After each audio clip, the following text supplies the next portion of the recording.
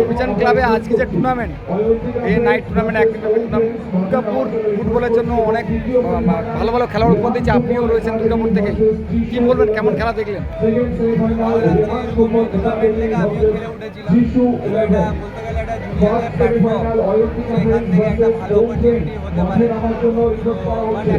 খারাপ লাগে যে একটা টিমে 4টে করে ফরেনার হয়ে যাচ্ছে, তো এটা একটা ভাবার বিষয়।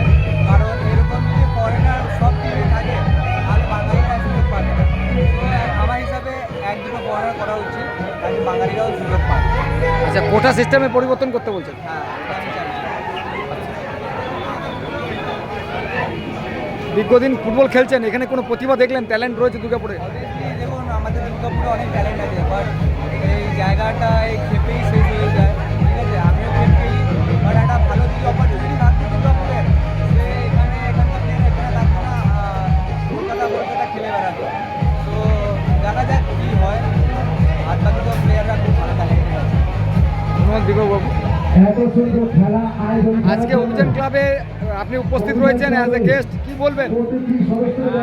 ভালো লাগছে খেলা দেখে, আর খেলা উপভোগ করছি। অভিযান নাইট ভালো লাগছে।